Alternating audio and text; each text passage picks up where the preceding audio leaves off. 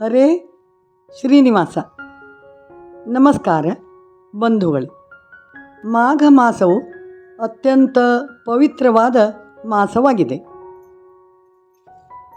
ಮಾಘ ಮಾಸದಲ್ಲಿ ಮಾಡಿದ ಸ್ನಾನ, ದಾನ, ಹೋಮ, ದೇವರ ಪೂಜೆ ಇತ್ಯಾದಿ ಎಲ್ಲವೂ ನಮಗೆ ಮಹಾಫಲವನ್ನು ಕೊಡುತ್ತವೆ.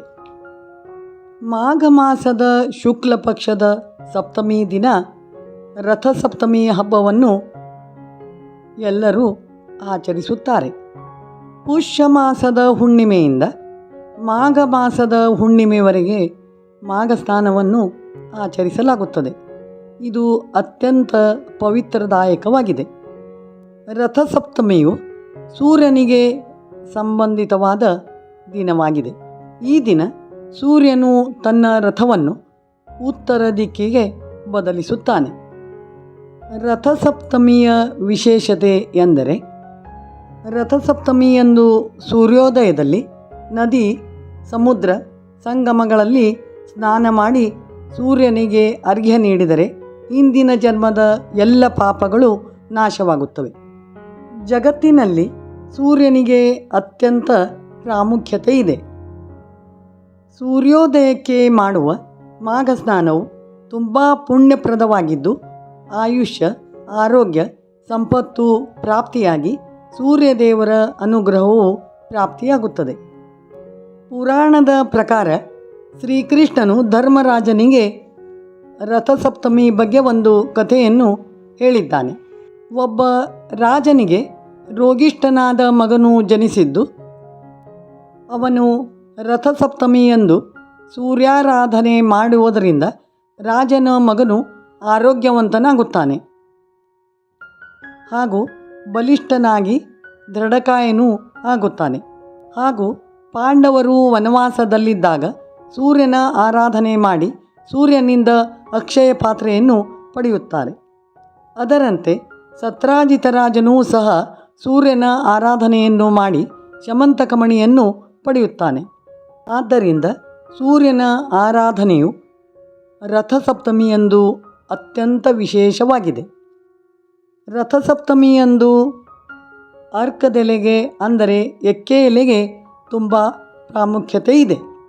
ಎಕ್ಕೆ ಎಲೆಯು ಸೂರ್ಯನ ಕಿರಣಗಳಲ್ಲಿನ ಸತ್ವವನ್ನು ಹೀರಿಕೊಂಡಿದ್ದರಿಂದ ಇದಕ್ಕೆ ಅನೇಕ ಔಷಧೀಯ ಗುಣಗಳನ್ನು ಹೊಂದಿದೆ. ಎಕ್ಕೆ ಎಲೆಯು ಚರ್ಮ ರೋಗ, ಕೀಲು ನೋವು, ಹಲ್ಲು ನೋವು ಇತ್ಯಾದಿ ಅನೇಕ ವ್ಯಾಧಿಗಳನ್ನು ಗುಣಪಡಿಸುವ ಅಂಶವನ್ನು ಹೊಂದಿದೆ. ಆದ್ದರಿಂದ ರಥಸಪ್ತಮಿ ದಿನ ಎಕ್ಕೆ ಎಲೆಯ ಸ್ನಾನ ಬಹಳ ಮಹತ್ವದ್ದಾಗಿದೆ. ಆ ದಿನ ಮನೆಯಲ್ಲಿಯೇ ಸ್ನಾನ ಮಾಡುವುದಾದರೆ ಸೂರ್ಯೋದಯಕ್ಕೆ 7 ಎಕ್ಕದ ಎಲೆಗಳನ್ನು ತೆಗೆದುಕೊಂಡು ಮನೆಯಲ್ಲಿಯ ನೀರಿನಲ್ಲಿ ಗಂಗಾದಿ ಸಕಲ ನದಿ ಅಭಿಮಾನಿಗಳ ದೇವತೆಗಳನ್ನು ಸ್ಮರಣೆ ಮಾಡಿ ತಲೆಯ ಮೇಲೆ, ಭುಜದ ಮೇಲೆ, ತೊಡೆಯ ಮೇಲೆ, ಪಾದದ ಮೇಲೆ ಹೀಗೆ ಒಟ್ಟು 7 ಎಕ್ಕದ ಎಲೆಗಳನ್ನು ಇಟ್ಟುಕೊಂಡು ಸ್ನಾನ ಮಂತ್ರವನ್ನು ಹೇಳಿಕೊಂಡು ಸ್ನಾನವನ್ನು ಮಾಡಬೇಕು.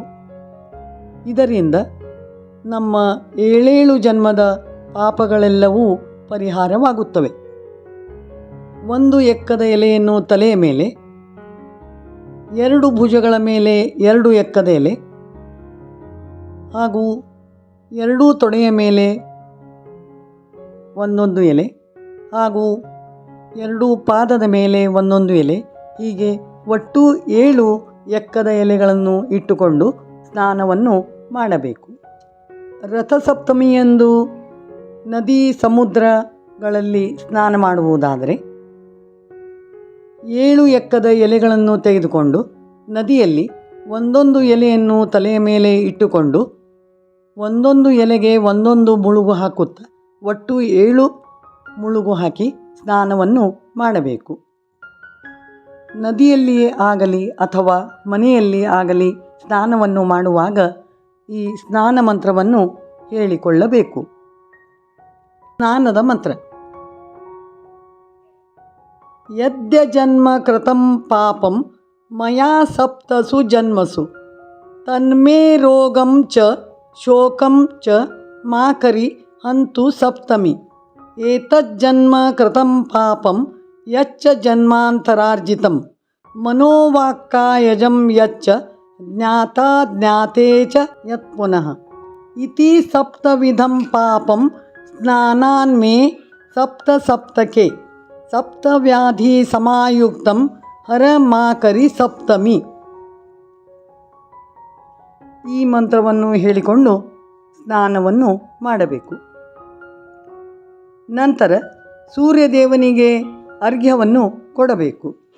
ಸೂರ್ಯಾರ್ಘ್ಯ ಮಂತ್ರ.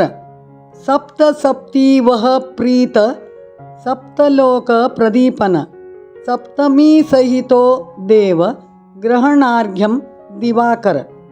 ಈ ಮಂತ್ರವನ್ನು ಹೇಳಿಕೊಂಡು ಸೂರ್ಯದೇವನಿಗೆ ಅರ್ಘ್ಯವನ್ನು ಕೊಡಬೇಕು.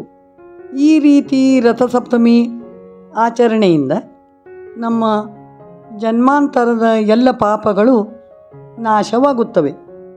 ರಥಸಪ್ತಮಿ ನಂತರ ಸೂರ್ಯನ ಶಾಖವು ಹೆಚ್ಚಾಗುತ್ತಾ ದೇಹದಲ್ಲಿ ನವಚೈತನ್ಯವು ಬರುತ್ತದೆ.